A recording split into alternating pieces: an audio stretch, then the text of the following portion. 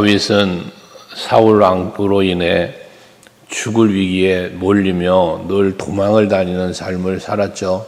그는 죄 있어가 아니라 죄가 없고 충성스러운 신하였으나 시기와 질투로 인하여 그런 어려움을 겪게 되어집니다.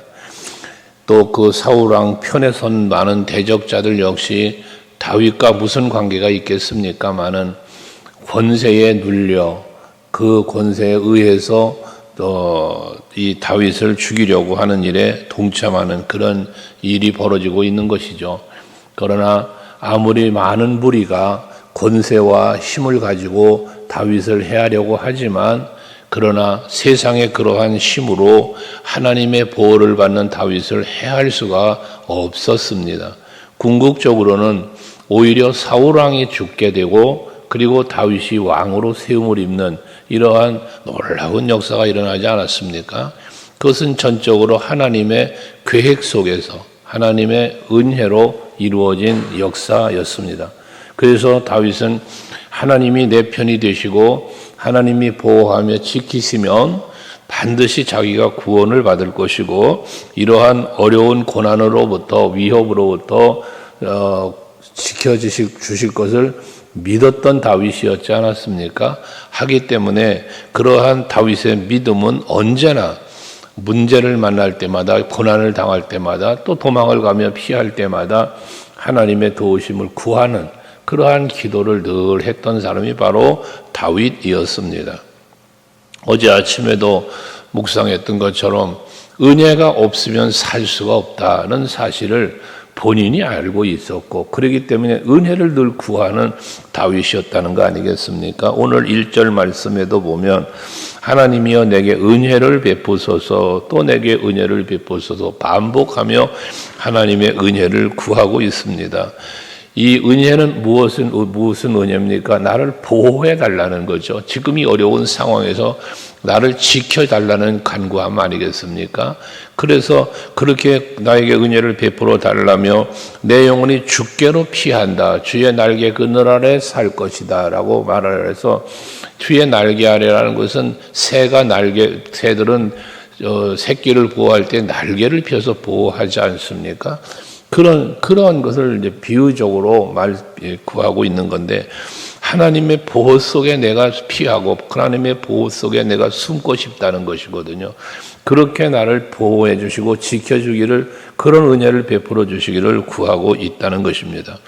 우리 찬송가 중에 주 날개 밑에 거한다는 찬송가 가사들이 있는 것처럼 여러분들 오늘도 여러분들이 살면서 힘들고 어려운 일을 만나거나 환경이 있을 때에 그 주의 날개 아래로 피하여 보호받는 여러분들 될 수 있기를 바랍니다. 중요한 것은 그 날개 안으로 주께로 피하고 날개 밑에 숨는다는 이런 표현처럼 온전히 주를 의지하고 주께로 피하는 이러한 다윗처럼 여러분들도 사람을 찾지 말고 세상의 힘을 의지하지 말고 오직 하나님께로 피하고 은혜를 구하는 여러분들이 되실 수 있기를 바랍니다. 고난을 당할 때만이 아니라 평안한 중에도 언제나 주님 품에 살아갈 수 있는 여러분들이 되신다면 그것은 세상이 줄 수 없는 평안을 늘 누리는 삶을 사는 것 아니겠습니까?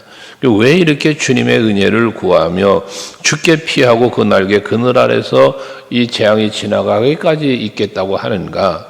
2절에 보면 내가 지존하신 하나님께 부르짖으며 곧 나를 위하여 모든 것을 이루시는 하나님께로다 했습니다. 그러니까 하나님은 지존하신 지극히 높으신 분이고 여기서 지극히 높으시다는 것은 큰 권세와 능력을 가지신 분을 의미하고 그 다음에 나를 위해서 모든 것을 이루시는 하나님이라고 말씀합니다. 그러니까 다윗은 하나님은 지존하신 분이며 모든 것을 다 이루어 주실 수 있는 자기를 보호하고 대적을 물리쳐 주시고 할 수 있는 능력의 하나님이심을 믿고 있었다는 겁니다. 바울도 빌립보서 4장 13절에서 내게 능력 주시는 자 안에서 내가 모든 것을 할 수 있다 그러잖아요.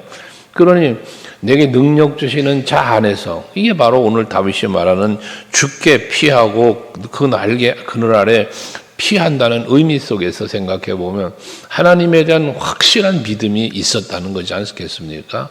그러니 그렇게 모든 것을 다 이루시고 지켜주실 수 있는, 내가 은혜를 구하면 은혜 베푸시고 내가 고난 중에 있으면 그 가운데서 지켜주실 수 있는 분은 오직 하나님, 모든 것을 이루시는 하나님 임을 이 다윗은 믿었다는 겁니다. 그 믿음 때문에 두렵지도 않고 무섭지도 않고 그런 믿음을 갖고 그 모든 환경을, 모든 상황을 헤쳐나갔고 이겨나갔던 다윗 아니었겠습니까? 로마서 8장 28절 말씀 우리 간혹 묵상하지만 하나님을 사랑하는 자, 곧 그의 뜻대로 부르심을 입은 자들에게는 모든 것이 합력해서 선을 이룬다 말씀하시지 않습니까? 그러기에 우리는 늘 성령의 충만을 받고 그 성령의 능력을 의지하면서 살 때 그런 모든 것을 합력해서 선을 이루시는 하나님의 은혜 속에 살게 되어진다는 사실을 우리가 믿고 있는 겁니다. 하기 때문에 3절에 보면 그가 하늘에서 보내사 나를 삼키려는 자의 비방에서 나를 구원하실 것이다. 그의 인자와 진리를 보내실 것이다 라고 말씀합니다. 하나님의 능력, 하나님의 긍휼하심이 내게 임하면 나의 모든 상황 속에서 나를 지킬 것이고 건져주실 것임에 대한 믿음입니다. 그래서 하늘에서 보내신다라는 표현을 하고 있습니다.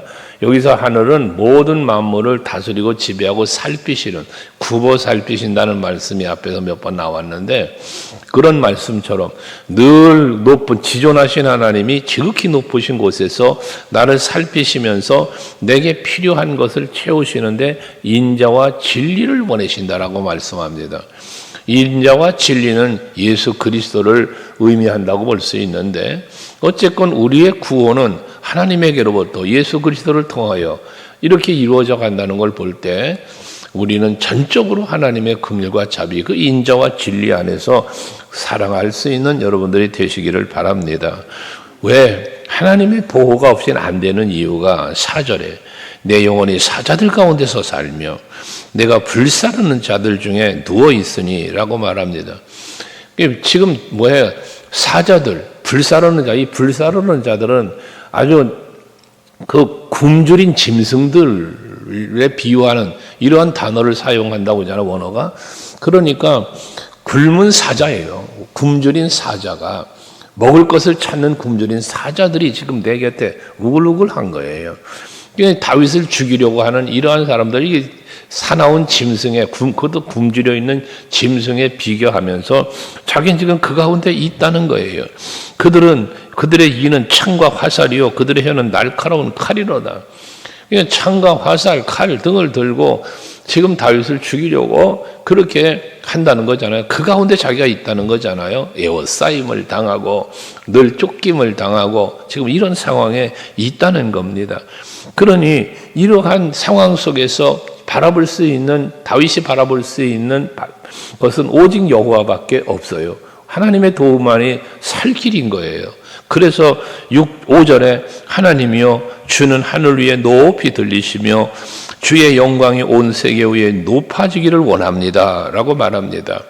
하나님이 높이 들리신다, 주의 영광이 온 세계 위에 높이 들리신다 라고 하는 것은 결과적으로 무엇을 말합니까? 하나님의 영광이 드러난다는 건 하나님의 승리예요. 그러니 다윗의 지금 구하는 기도, 은혜를 베풀어 달라, 지금 이 어렵고 위협을 당하는 상황 속에서 뭐한 거예요? 하나님이 은혜를 베푸셨고 하나님이 다윗을 지켜주신 거예요. 그게 하나님 영광이 높이 들리는 거거든요. 하나님의 능력이 이겼다는 거예요. 나를 해하려는 대적들이 이기는 게 아니라, 대적들의 뜻이 이루어지는 게 아니라 다윗이 바라고 다윗이 간구한 기도에 하나님의 응답이 있음으로 말미암아 하나님의 승리를 지금 바라고 있는 것이고 그걸 믿음으로 하나님의 영광이 드러나기를 구하고 있다는 것이죠. 우리가 하나님 앞에 기도할 때에 하나님의 영광을 드러내기를 기도하죠. 하나님의 기쁨이 되기를 우리는 또한 기도하며 찬송합니다. 근데 그렇게 되려면 다윗 같은 믿음이 우리에게 있어야 돼요. 그래서 내가 하는 것이 아니라 내가 믿는 하나님은 반드시 나에게 승리를 주시고 지켜주시고 마지막 그의 영광이 나를 통하여 드러날 수 있는 이러한 은혜를 구하는 것이죠. 그래서 다윗의 시편 중에 앞에서 묵상한 말씀 중에 그랬잖아요. 내 영광이 있다라는 말씀을 우리가 묵상하고 왔잖아요. 하나님의 영광이 있는 것처럼 그 하나님의 영광이 드러날 때 내가 받을 영광도 있다는 거예요. 그래서 여호와를 경외하는 사람, 겸손함으로 여호와를 경외하는 사람에게 주시는 하나님의 은혜 중에는 재물과 생명과 영광이라고 그랬습니다. 그 영광은 물론 하나님이 받으실 영광이죠. 그러나 그 영광 중에는 내가 받을 영광도 있다는 거예요. 예를 들어 다윗이 기름 부어 왕이 됐습니까? 그러면 왕이 됐잖아요. 그 하나님이 받으실 영광이 있죠. 다윗을 통하여. 하지만 다윗의 영광도 있는 거잖아요. 이것처럼 여러분들도 하나님이 여러분을 보배롭게 여기고 존귀하게 여기고 사랑스럽게 여기신다고 하신 것처럼 그렇게 여러분들에게도 영광스러운 자리에 여러분을 세우시는 그 자리가 어떤 자리겠어요? 이기는 자리, 보호받는 자리, 구원받는 자리, 이러한 자리가 다 하나님의 영광과 더불어 나의 영광도 드러나는, 여러분이 하나님의 궁극적으로 하나님의 나라에 이르러 거룩하고 깨끗한 세마포 옷을 입고 면류관을 쓰고 그 앞에 있다면, 물론 하나님의 영광 앞에 있잖아요 우리가. 그러나 나의 영광도 있단 말이죠. 그래서 여러분들의 믿음은 하나님을 기쁘시게 할 뿐만 아니라 여러분들의 믿음대로 되어지는 그러한 여러분의 기쁨도 누림도 있다는 이 사실을 늘 기억하면서 신실한 믿음으로 하나님의 이름을 높이며 의지하며 살아갈 수 있기를 바랍니다. 그러면서 6절에 보면 그들이 내 걸음을 막으려고 그물을 준비했다는 거예요. 다윗을 죽이려고 애워싼 것을 표현한 거예요. 억울하다는 거예요. 왜? 다윗은 죄가 없잖아요. 죄 없는데도 불구하고 저들이 자기를 죽이려고 이렇게 올무를 놓고 하니 얼마나 지금 마음이 괴롭겠어요. 억울합니다라는 거예요. 하지만 그들이 내 앞에 웅덩이를 팠으나 자기들이 그 중에 빠졌도다라고 말합니다. 다시 말해서 다윗을 해하려고 여러 가지 작전도 세우고 애워싸고 나름대로 했지만 궁극적으로는 어떻게 됐어요? 자기들이 판 무덤에 자기들이 빠져 죽는 거예요. 이게 왜 하나님께서 그 악을 행하는 자들에 대한 분노를 말했잖아요. 그것처럼 아무런 죄가 없는 다윗을 죽이려고 하는 것은 다윗의 입장에서는 억울할 수 있지만, 그러나 하나님은 이 다윗의 억울함을 풀어주시는데 어떻게 풀어줘요? 자기를 죽이려고 했던 대적자들이 만들어놓은 그들의 그물에 그들이 걸리고 그들이 파는 웅덩이에 그들이 빠지는 이러한 일, 행한 대로 갚으시는 이런 하나님의 섭리와 은혜를 다윗은 바라보고 있다는 것이죠. 하만의 이야기를 우리가 늘 하잖아요. 하만이 모르드게와 유대인들을 죽이려고 깊은 장대를 만들어 놓았지 않았습니까? 하지만 어떻게 됐습니까? 궁극적으로 자기가 만들어 놓은 그 장대에 자기가 달려 죽지 않습니까? 풀무불을 뜨겁게 만들었던 이 바벨론의 사람들이 어떻게 됩니까? 자기들이 빠져 죽고, 사자굴에 다니엘 죽이려고 했던 사람들이 자기가 그들의 그 불에 빠져 죽는 이러한 일들, 이게 바로 악을 도모하는 사람들은 그 도모했던 악으로 인하여 자기들이 멸망하고 자기들이 죽임을 당하는 이러한 일들이 있지 않았습니까? 그렇기 때문에 우리는 항상 자기 자신을 살필 때에 내가 선을 행하며 살아가느냐 악을 도모하는가를 헤아려야 되는 이유가 거기에 있는 거예요. 여러분, 나라고 한들 악을 행할 때 그 악이 내가 행하는 악은 형성할까요? 아니거든요. 여러분, 나 자신이 악을 도모해도 그 악은 여러분 이루어지지 않는 거예요. 하나님이 막아요. 하나님이 지켜주거든요. 이루어지지 않게 하시거든요. 그러나 내가 이루고자 하는 선이 있다면 그 선은 이루어지는 거예요. 하기 때문에 하나님께서는 합력해서 선을 이루신다잖아요. 악을 이루는 하나님이 아니단 말이에요. 악은 멸하신다고 했어요. 그러니까 의인은 하나님께로부터 인도하는 복을 받지만 악인은 그렇지 않음이요. 그러잖아요. 그러므로 여러분들의 마음에 품는 생각도, 입술에 담는 말들도, 여러분의 모든 행위도 악을 떠나고 선을 행하는 여러분들이 되셔야 하는 것입니다. 악을 행함으로 인하여 내 마음이 기쁠까요? 여러분 한번 헤아려 보시면 답이 나오잖아요. 여러분 선을 도모하는 것과 악을 도모하는 경우를 생각해 보면 악을 도모해서 내가 얻는 게 무엇이냐 그 말이에요. 없어요. 여러분, 내가 얻는 게 없습니다. 오히려 악을 도모하는 가운데, 도모하는 그때부터, 약한 마음을 품을 때부터 내가 괴로워요. 내가 힘들어지는 거예요. 왜 이렇게 어리석게 살 이유가 없잖아요. 언제나 선한 마음 품고 선을 이루며 살려고 하면 내 마음이 기뻐요. 모두에게 유익을 주는 그러한 삶을 사는 것입니다. 오늘도 여러분들이 뿐만 아니라 늘 선을 품고 살아가는 여러분 될 수 있기를 바랍니다. 그래서 이렇게 하나님은 자기를 악인들에게부터 지켜줄 걸 믿기에 7절 이하에 하나님이여 내 마음이 확정되었고 내 마음이 확정되었다고 그럽니다. 이 확정은 무엇입니까? 하나님의 구원, 하나님이 나를 구원해 주실 것을 지켜주실 것을 확실하게 믿고 그 믿음 때문에 뭐해? 내가 노래하고 내가 찬송하리이다 라고 말합니다. 내 영혼아 깰지어다, 내 영광아 깰지어다, 빛과 수고마 깰지어다, 내가 새벽을 깨우리로다.